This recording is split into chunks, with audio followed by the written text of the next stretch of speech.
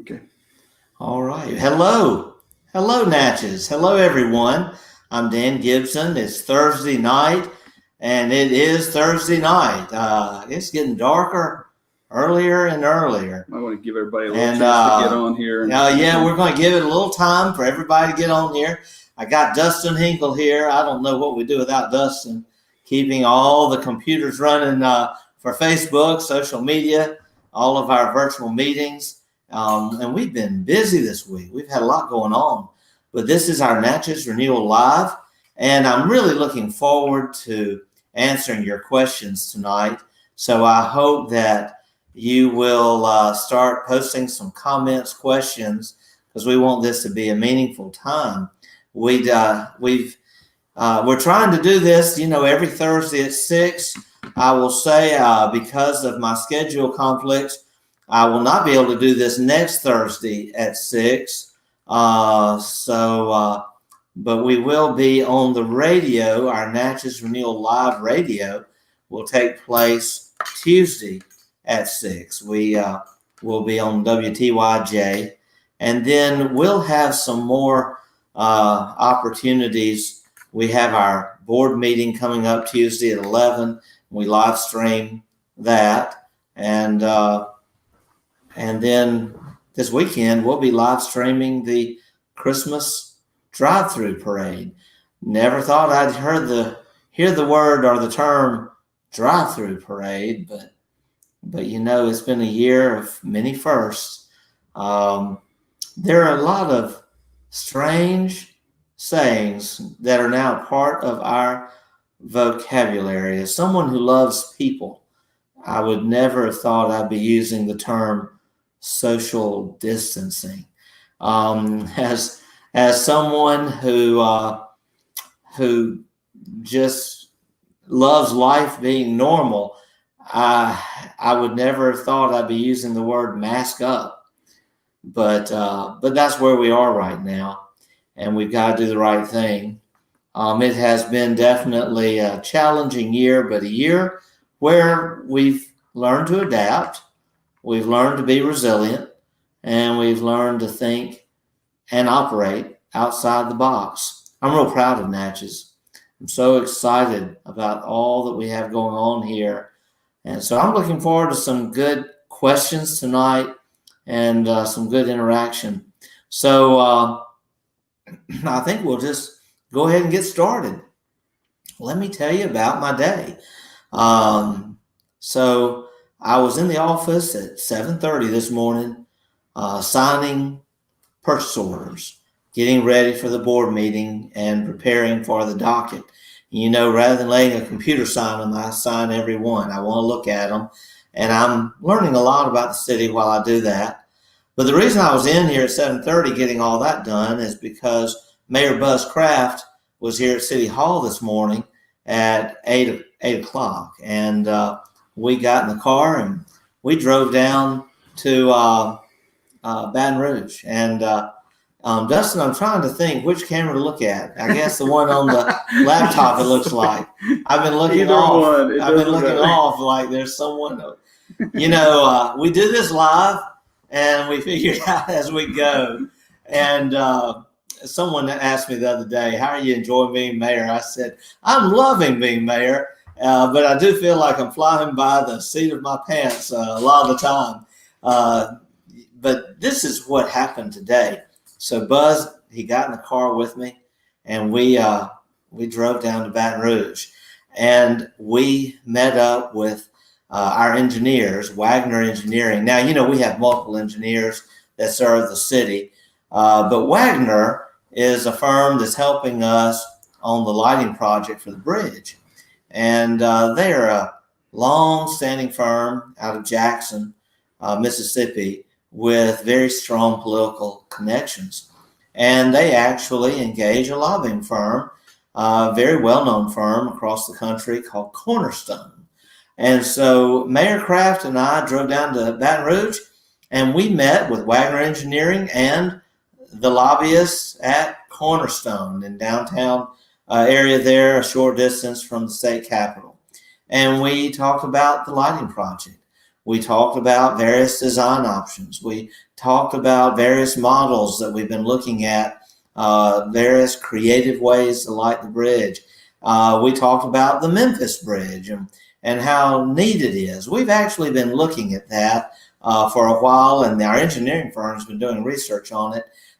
It's a very elaborate lighting display that is computerized and allows the bridge to change colors and have all kind of motion, and it goes along with music. It can be syncopated to music over the radio, or on a remote over your phone or something. Well, we talked about that, got into some of the budgets, and wow, that kind of technology. Memphis only has one bridge. We actually have two, and the river is wider here than it is at Memphis. So, you can really get into some serious bucks when you're talking lights on a bridge. And we talked about those in our community who are worried about light pollution and not having the bridges so well lit that they're visible from the space station.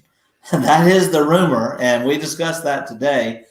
And so let me just tell you what Mayor Kraft and Buzz, I just love the guy. We have become good friends, and we're excited to have the relationship between the city of Natchez and the city of Vidalia.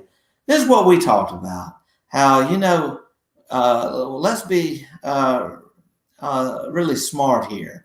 We need to look at alternative ways of doing this that are budget friendly, that are environment friendly, and we also want to have what we would call an elegant lighting of the bridge, a glow, and something that is not so expensive in the long run to both operate from a term of electricity expense, which most likely Vidalia will incur, or the expense of maintenance and upkeep, replacement of bulbs and all that, which the city of Natchez has agreed to incur.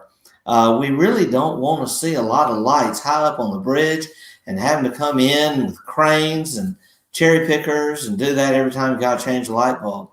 So what we're thinking is utilizing the lower sections of the bridges where we're spotlighting the piers, and then we have a spotlighting system that reflects off all the verticals and horizontals of the bridges. They're so beautiful, and casting a glow from almost beneath the bridge and along the edges of the bridge and that lower area. And these bulbs would be large and shining up, but in a way where it's a glow, where it can be different colors, where there can be some computerized movement. So we talked some exciting things today, and we really don't know yet a budget.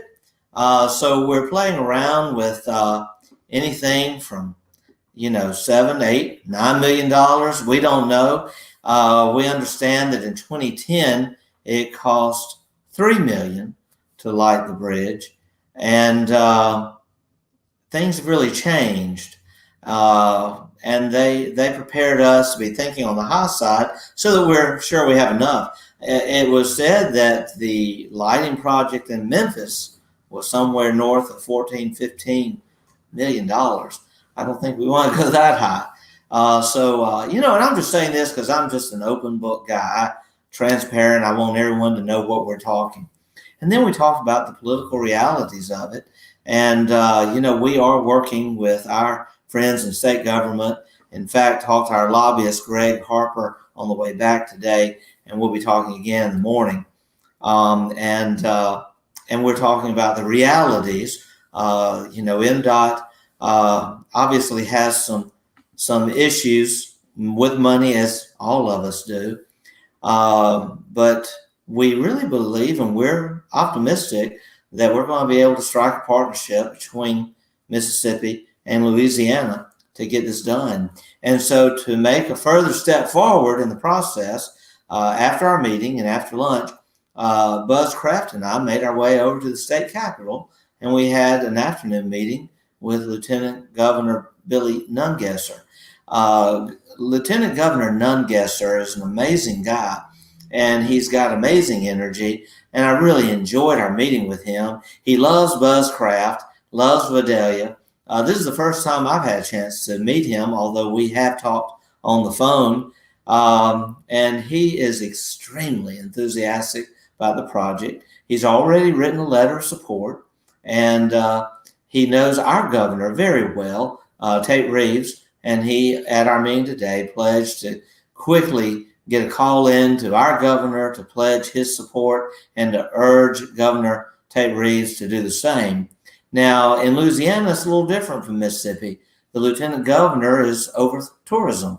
And the lieutenant governor today said he was very optimistic that they'll be able to work through various funds available to help make this happen on their end, using it as a tourism project.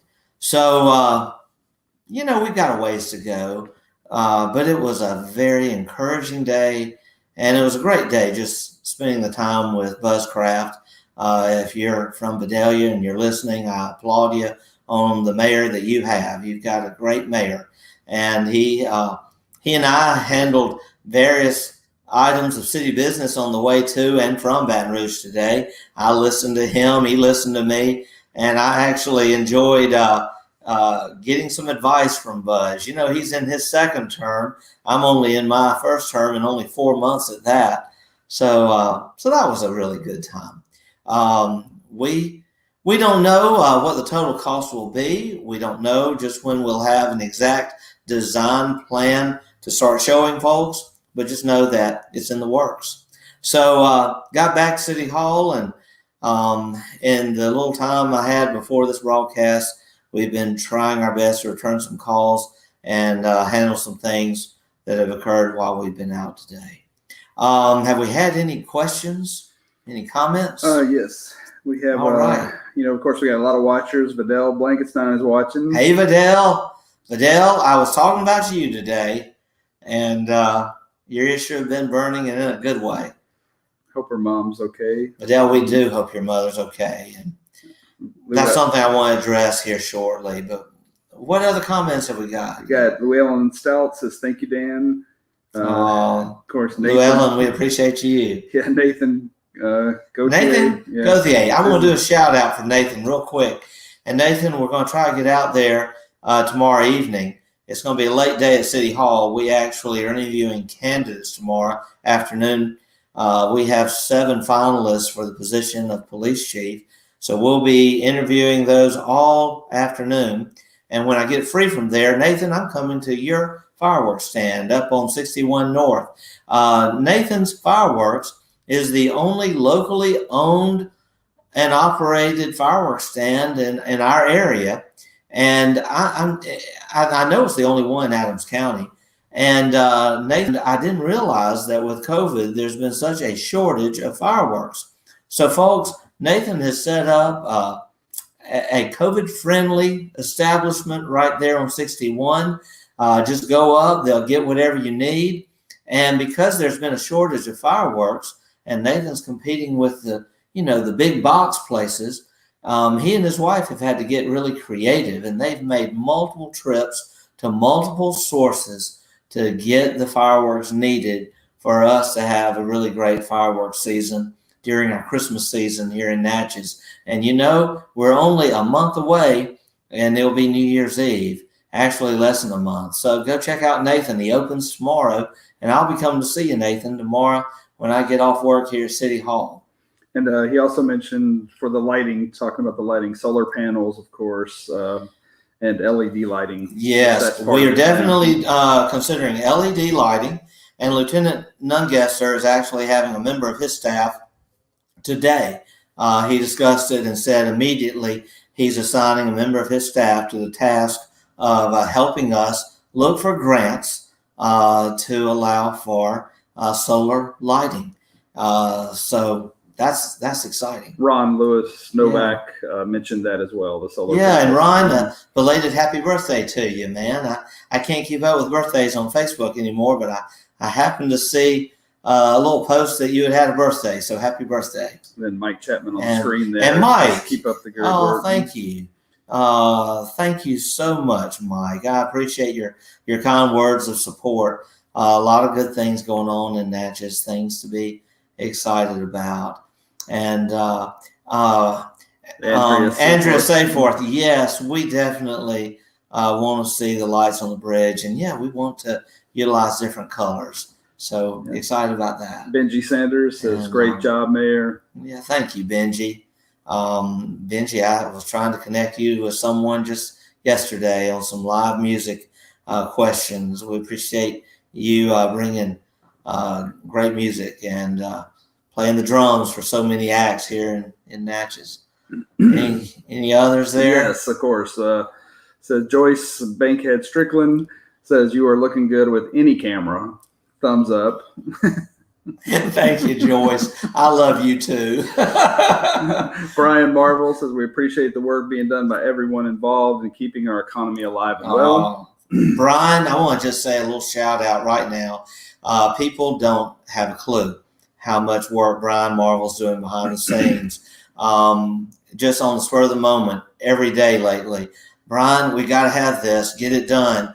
And he's out in the community getting it done. We actually, next week, there's going to be an exciting announcement about something taking place on Main Street related to Christmas. That's all I can say. I'm sworn to secrecy, but it is a very exciting announcement coming probably Monday or Tuesday.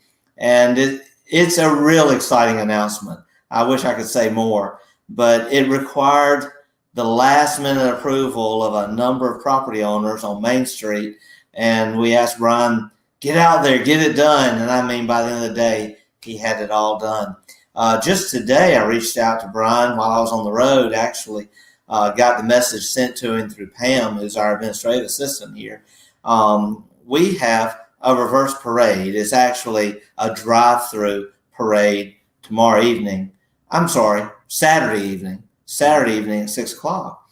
And as of this morning, we just didn't have enough people registering to have exhibits or floats in a stationary position along Broadway. So I asked Pam, who's been taking the calls here at City Hall, to reach out to Brian and see if he could generate more interest. And Brian, I understand you got quite a number of additional entries for that today. People just don't know what Brian does, but I know, and I really appreciate it, Brian. I want to say this, we still have room for exhibits, for floats, and call City Hall to get your name on the list. Call my office, speak to Pam. The number is 601-445-7555. You see it right there on the screen. And Pam will make sure it happens. And so we're looking forward to a great drive-through Christmas parade. Now, just a couple things you have to stay in your car. For safety reasons, because cars are moving and we're going to have a lot of electrical cords and that sort of thing, we can't allow pedestrians. It was a very strong request through our discussions with others, law enforcement especially.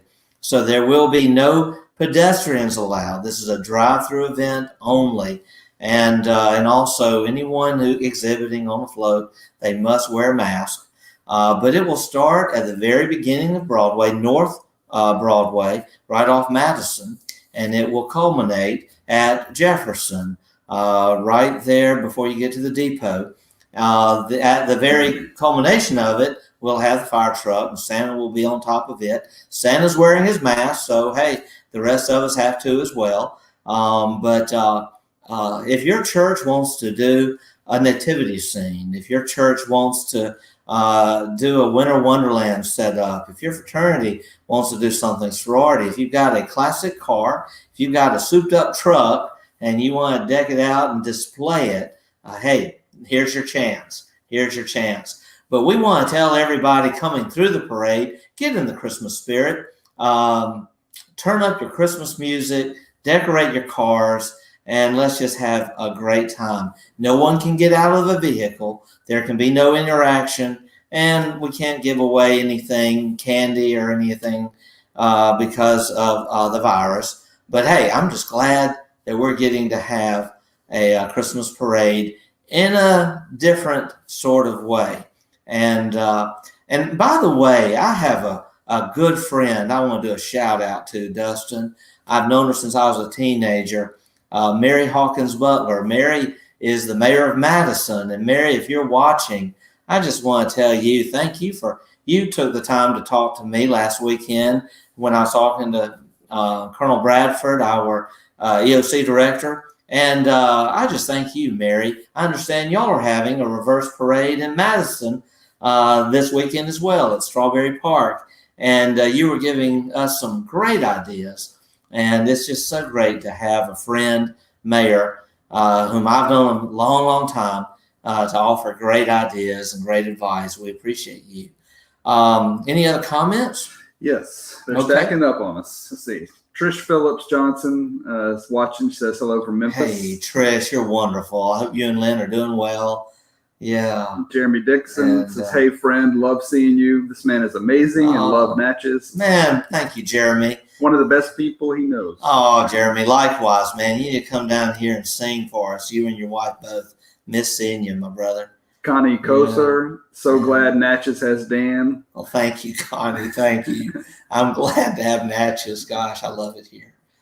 Benji Sanders said, got it. Talk to her. Oh, good. Good, Benji. Great. Great. Trish is also coming to Natchez for Christmas. She can't wait. Yeah. Great, Trish. Hope to see you. Vidal jumped on. Says, ask if anybody in Natchez plays the banjo. We can't find anybody. Okay. We need a banjo player for Vidal Blankenstein. Said we're Riverboat Town with no banjo players. That's crazy. I know we've got a banjo player out there. If you play the banjo, message me or call me at 601-445-7555, and we'll get you set up. We've got a gig for you. We just need a banjo player. All right. Lindsay Smith is watching. Oh, Lindsay, thank you. Lindsay, we appreciate you and Visit Natchez. I had an embarrassing moment, Dustin, yesterday, though. Somehow, I don't know, we got an email, and I get a bunch of emails, and Pam saw it somehow as a meeting request to go out to NCPC and put it on my calendar. So I drive up there running late. I thought I was supposed to be there at 1.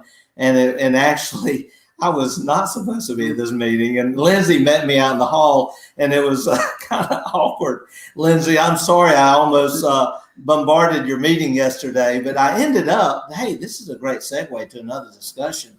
I had a great meeting with Daryl White yesterday, and I want to talk to you about this meeting.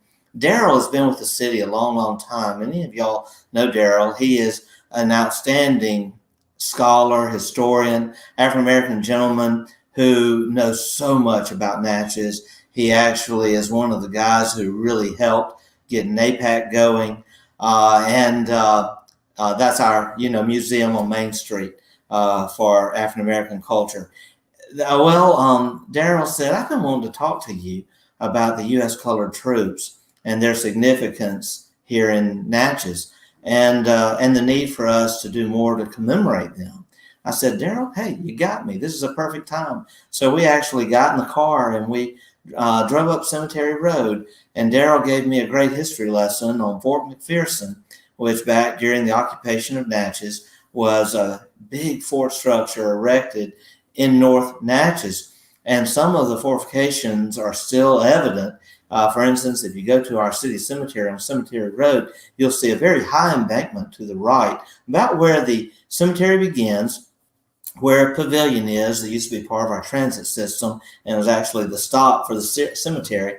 And you'll see that there is a big hill there, and that is actually part of the original fortifications for Fort McPherson. And do you realize those fortifications were built by the U.S. colored troops during the occupation? And it was a mammoth task, and those troops were here for quite a while. I mean, a couple of years. And we are really needing to do more to commemorate that part of the history of Natchez. Well, Mr. White has been able to get a listing of all of those who served and were so involved in this.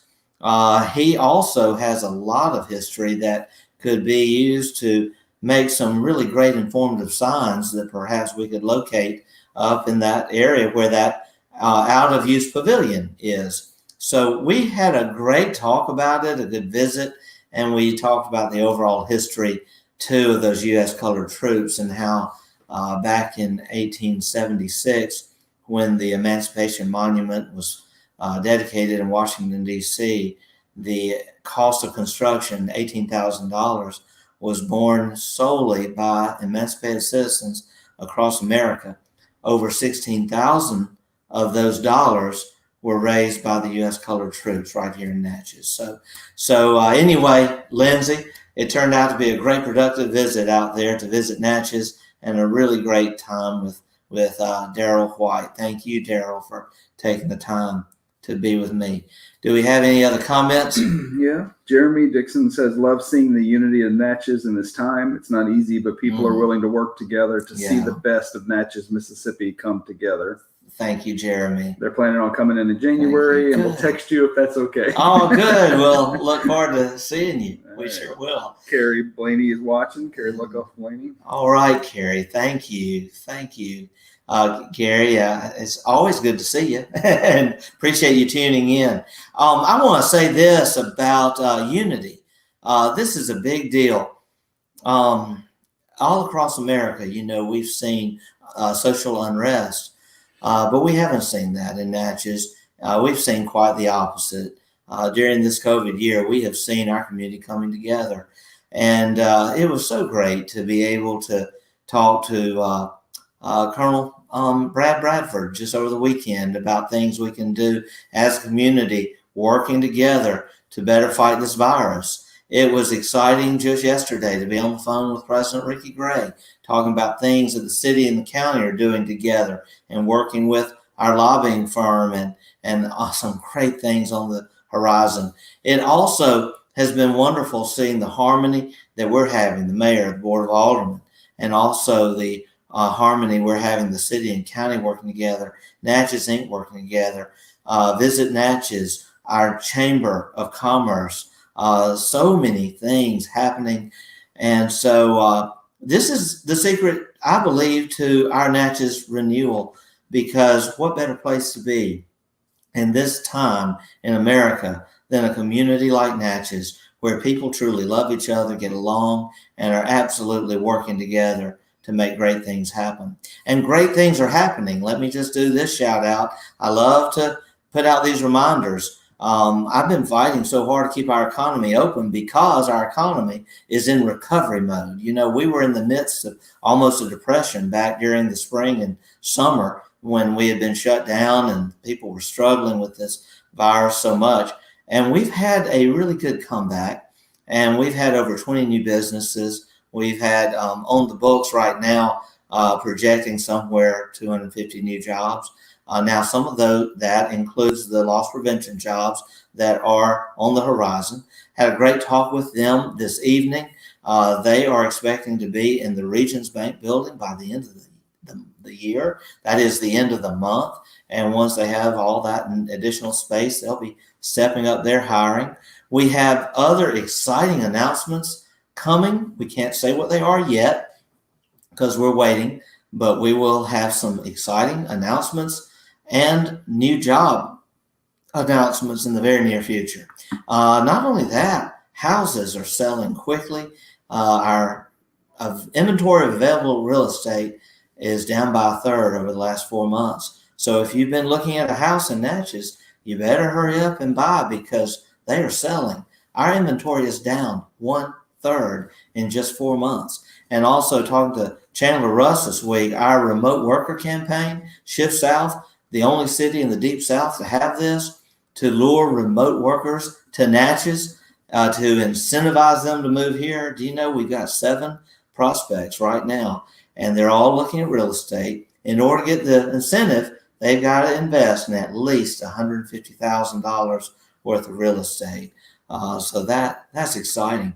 Saturday, Natchez also during the day, we'll try to put that link on Facebook as soon as we get it. Natchez is going to be featured on a CBS travel program. And this is a travel program that is going to be aired all across the world. and it will feature Natchez, and it will feature what we're doing during this pandemic to rev up our economy and to encourage people to move here. All the great things happening in Film Natchez. In fact, I believe Tate Taylor is going to be one of the guests. I know I'll be on the program and others. So isn't that exciting? CBS News, CBS Travel is doing a full-fledged radio report on Natchez that will be aired all across the world on this Saturday. And Visit Natchez helped make that happen. So we're really proud of that. We need the link. We as soon as we can get the link, we'll put it on Facebook because you'll want to listen to this program this Saturday. Any other comments? Anything happening? A couple. I think on the Ronnie. other side here. Let's see. We had Ronnie Calhoun. Yeah. Ronnie, hey, great to see you online, and thank you for your very kind comment. I want to tell you, Ronnie, your buddy, Mayor Kraft. Gosh, he is a great guy, and I really enjoy every time we get to meet and talk and work on things. We talked about competition today because obviously he's doing things, we're doing things, and there's a little bit of a friendly competition going. And we talked about how great that is for our area to have two cities poised for great growth, working hard to make it happen, and truly working together. So that's good. Thank you, Lakeisha. I tell you, and 4 months in, we do have some exciting things happening, but we've got a lot of work to do. We do. Anything else? Anything else? All right, great. Mm-hmm. Let's talk about the mask mandate a minute. Maybe, let's hope we don't get any frowny faces. I think the frowny faces are getting less and less because people are just starting to get real. It is a tough situation, and it's been kind of discouraging just to think that 2-3 weeks ago, our numbers were so low. And I mean, we were just looking great. And then overnight, this virus seemed to just explode. And yes, our numbers are up. And yes, the hospital is staying pretty full. And yes, we've got exhausted healthcare workers. That's something that really concerns me is we've got these healthcare workers who are working so hard, and we don't want to tax that system and tax their energy any more than we have to. And then worst of all, we all have friends, family members, loved ones who have been affected by this horrible disease. I heard just today a dear friend in ICU right here in Natchez dealing with COVID. Just yesterday, someone finally got to go home who's been at the hospital for several weeks, but they still aren't out of the woods dealing with COVID. Older members of our community who are struggling because they're more vulnerable to it. And even during my trip down to Baton Rouge, Buzz and I talked about how we both had it. And Buzz talked about his experience. And then we got down there, and one of the engineers that we met with in Baton Rouge had just gotten over it and had a pretty rough time with it. So we got to take it seriously. I know everybody hates the mask. And I know I've been making some strong comments about it over the last few broadcasts. I'm not going to just lecture people too much except to say this. Hey, let's do whatever it takes to keep this economy open. And let's do also whatever it takes to keep our city safe. And it's a simple ask. It's a small ask. Just wear the mask. And I know people think various things about it. And I know there are people who think it's a conspiracy or think it doesn't work or whatever. And I know we had someone say, well, it's about like having a screen door on a submarine. I've heard all of that. And I've read the reports. I've read the reports. But I've also talked to every healthcare professional and doctor and person of great experience and expertise and intelligence that I know, and they all 100% agree that the masks work and that they really help and that we need to wear them. And but this is the point, this city and county have been under mask mandates since early summer, never lifted. In fact, it's enforced through the end of January. But as of this week, we're now on the governor's list. And, you don't want to get on the governor's list, but oh well, now we're on it. And so we're under the statewide mandate. So we have to wear it. So let's make the most of it, realize that a vaccine is on the way, realize that progress is in the works. And I was encouraged the other night, just watching a little more about this, to realize that one of the vaccines has actually been under testing since February and has been proven so effective with such mild, side effects other than the initial dose, kind of not making you feel too well at first. I think it's a 2-shot process. But I have been encouraged that these companies are so comfortable that their executives are actually going to be the first to take it, and the healthcare workers. If that's true, that gives me more comfort. Obviously, though, I do not support a mandate that everyone in America take the vaccine. I still believe in personal freedom, and I still believe in our right to choose for ourselves what we do. Now, something as simple as wearing a mask, well, hey, let's do that. That's not a big deal. But let's just get through this. And I think that's about all I want to say about the mask. We've all heard it, and I know we're all tired of it. It just is what it is. Any comments? Anything? I don't see any hearts and likes. I didn't get any frowny faces. I didn't see any. Hey, we're making progress. That's great. The deal with the mask is really just being kind to one another. And I'm so grateful to see in our community that people are being kind and being understanding and being empathetic to one another. So let's talk about the dock project. The dock project's exciting.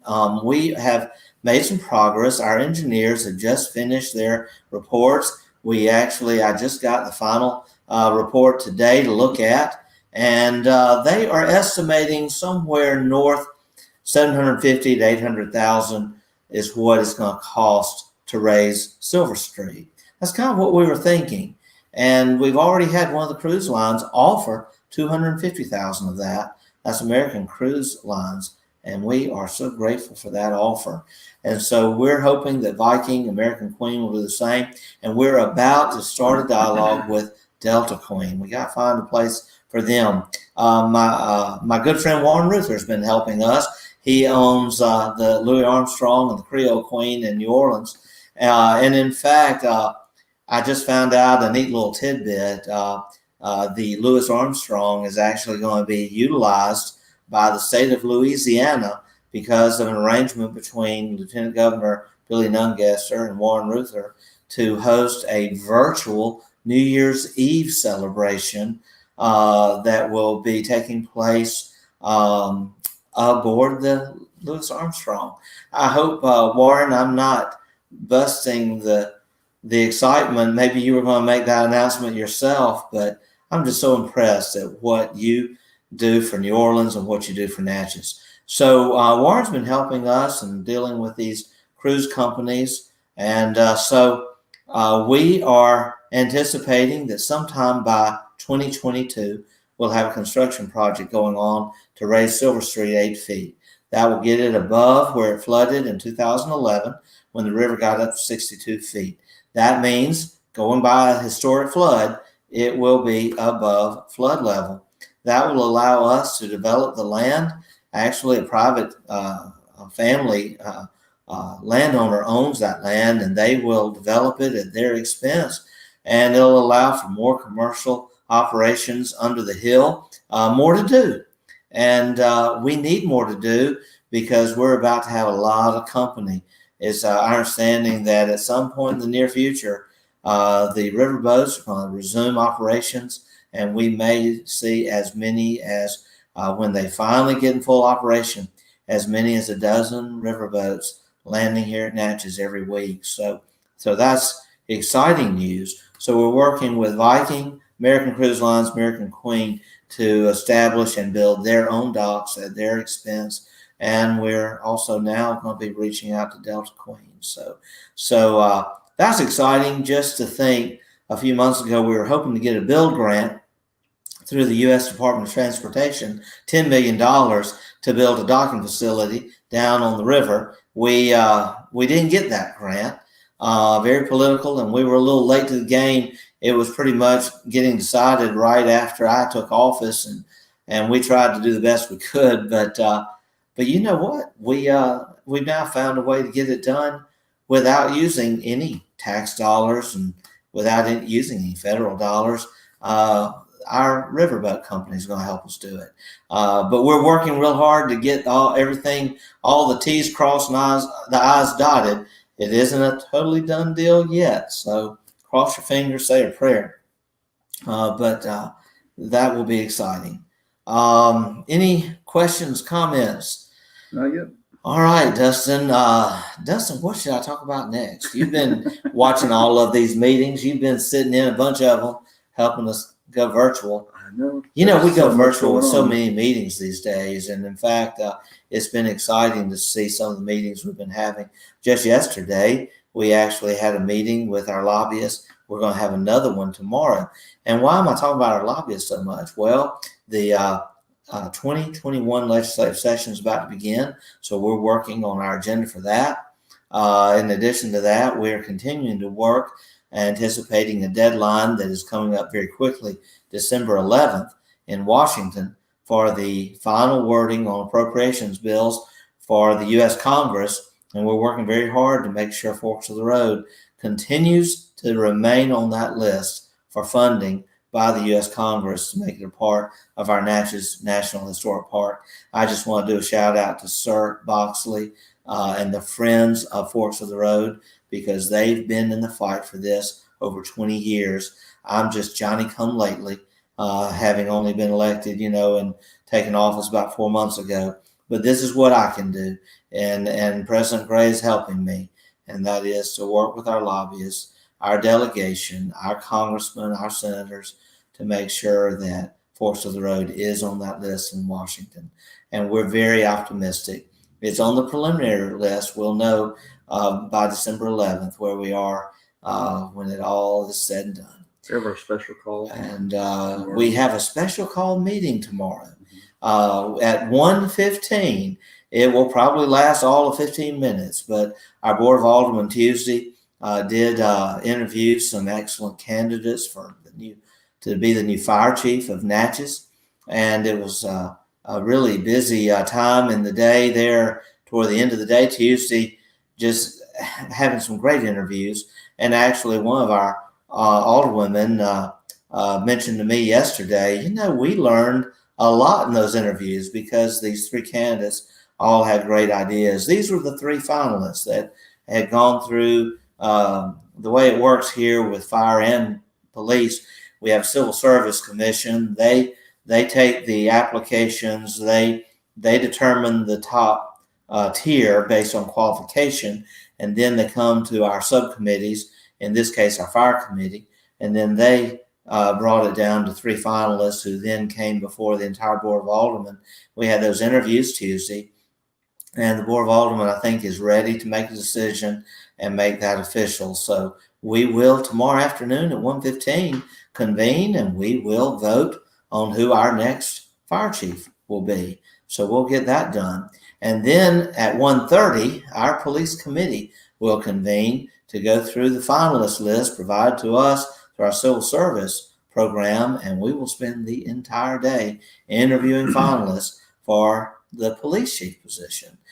Tuesday at 11 a.m., we'll have our regular Board of Aldermen meeting, and at the conclusion of that meeting, we'll have another executive session where we will be, again, interviewing finalists for the police chief position. So a lot going on there. It has been our goal to have a new fire chief and police chief in place before Christmas, because obviously, Ventress Green, he retired a couple months back, but also our current chief, Walter Armstrong, he's retiring at the end of December.